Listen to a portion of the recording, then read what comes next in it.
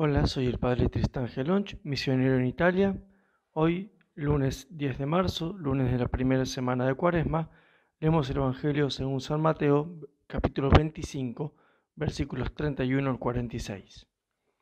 En aquel tiempo dijo Jesús a sus discípulos: Cuando venga en su gloria el Hijo del Hombre y todos los ángeles con él, se sentará en el trono de su gloria y serán reunidas ante él todas las naciones.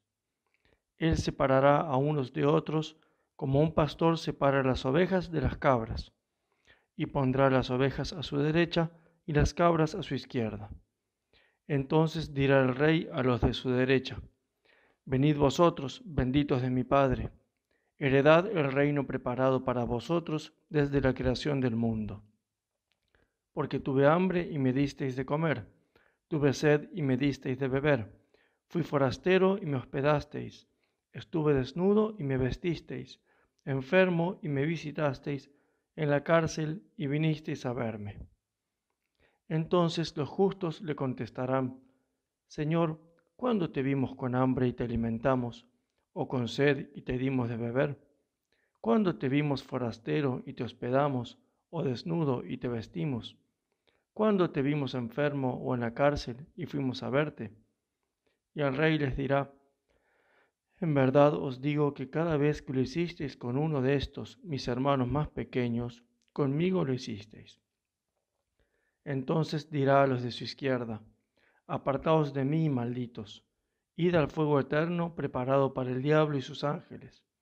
Porque tuve hambre y no me disteis de comer, tuve sed y no me disteis de beber, fui forastero y no me hospedasteis, estuve desnudo y no me vestisteis, enfermo y en la cárcel y no me visitasteis. Entonces también éstos contestarán: Señor, ¿cuándo te vimos con hambre o con sed, o forastero, o desnudo, o enfermo, o en la cárcel, y no te asistimos? Él les replicará: En verdad os digo, lo que no hicisteis con uno de estos, los más pequeños, tampoco lo hicisteis conmigo. Y éstos irán al castigo eterno, y los justos a la vida eterna. Palabra del Señor. Gloria a ti, Señor Jesús. Queridos hermanos, el cardenal Bantuán, hablando de esos supuestos defectos de Jesús, que él decía, en el defecto número 11 dice: Jesús es un profesor que ha revelado el tema del examen. Si fuera profesor, lo expulsarían inmediatamente, porque ha avisado que todos seremos juzgados sobre el amor. Sabiendo esto, todos podrían aprobar. La verdad es que esta simplicidad de fe del siervo de Dios contrasta con lo que vemos hoy en día en el mundo: cada vez menos caridad, menos misericordia. ¿Cuál es el problema?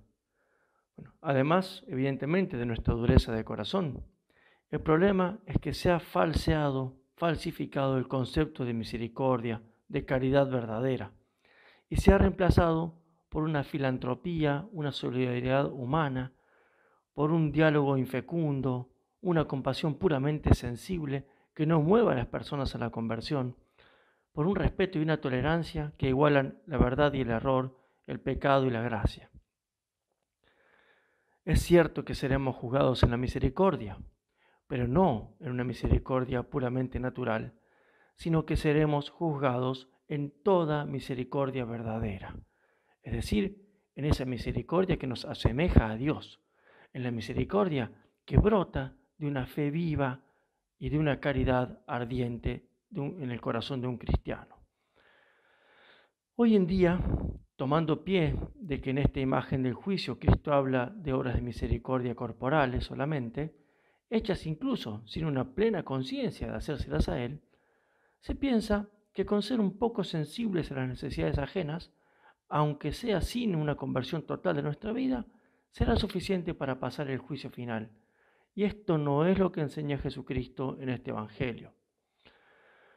La misericordia de Dios hacia nosotros, y sobre esta misericordia seremos juzgados, es una misericordia total, es decir, una misericordia hacia el hombre completo, alma y cuerpo.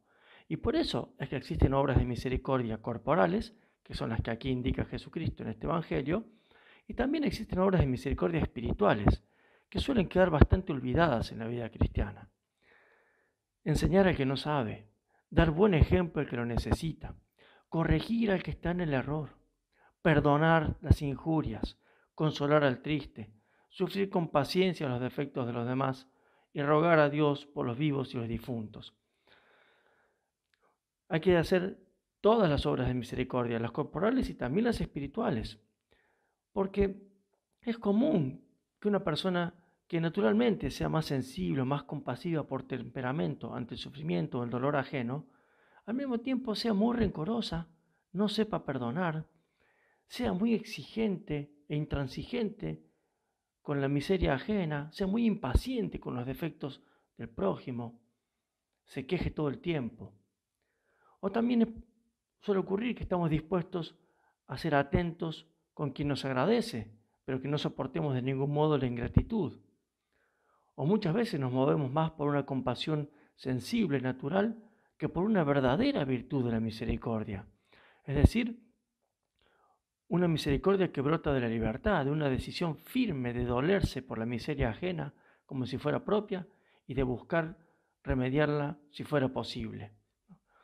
Y esta es la misericordia sobre la cual seremos juzgados, porque estamos llamados a ser misericordiosos siempre y con todas las personas y con todo tipo de obras de misericordia.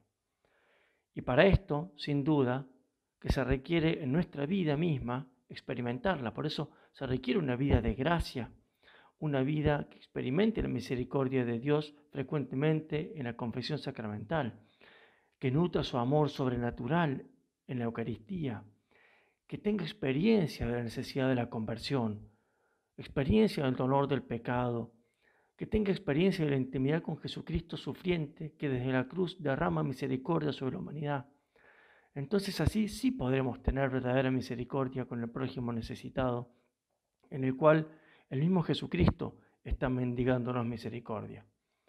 Sí, seremos juzgados en el amor que guarda los mandamientos y que da la vida por los amigos, en el amor que como Jesús incluso muere también por los enemigos. Seremos juzgados en la misericordia que perdona siempre, que hace el bien a todos, en la misericordia que nos hace misericordiosos como nuestro Padre Celestial es misericordioso, en la misericordia que ya es una bienaventuranza. Por eso, queridos hermanos, pidámosle hoy a María Santísima, la Madre de la Misericordia, nos ayude a penetrar en este misterio, a aprender de la misericordia de Dios y prepararnos así para el examen que nos hará pasar a la gloria eterna. Que la Virgen Santísima los bendiga a todos.